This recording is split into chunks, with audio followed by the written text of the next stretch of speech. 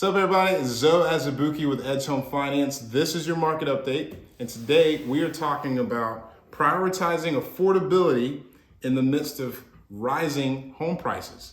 So we get questions a lot from folks saying things like, you know what, this market is just crazy. Prices are rising, prices are high. Should we wait till maybe market brings the prices down? And it's a very legitimate question, first of all, but if we're being honest, indicators don't show us that the market's coming down anytime soon.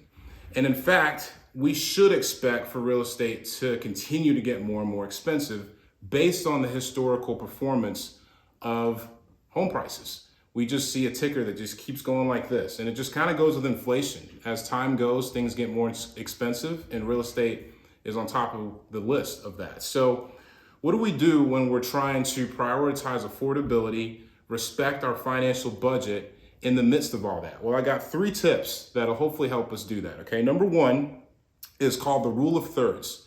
And the rule of thirds is basically talking about debt to income ratio, but specifically for your housing payment. If you're someone that makes $6,000 a month, for example, that's your take home income, the rule of thirds would say $2,000 of that is what you cap for your housing payment.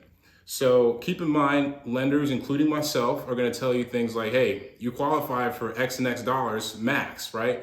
Just because you're qualified for a certain amount doesn't mean that you have to go for that, right? You want to still prioritize your budget, and the rule of thirds is a great way to keep to that, especially if you don't want to be living paycheck to paycheck. The second tip is get a roommate. Man, we live in a day and age where Airbnbs are really easy to implement. You can simply put a room or 2 on Airbnb, list it, and quickly find a tenant.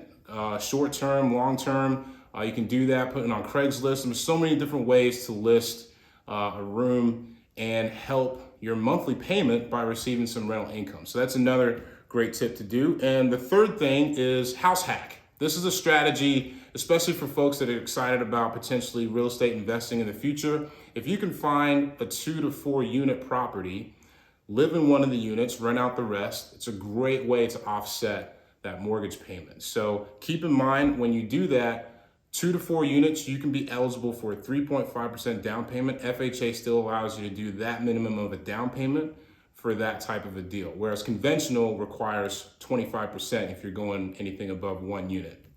So keep that in mind if that's something that you have in your market, and it can help, again, offset that mortgage payment. So hopefully this was helpful information. Feel free to share, feel free to comment, feel free to reach out if you have any questions about specific scenarios. I'm always here to help. Until next time, take care and God bless.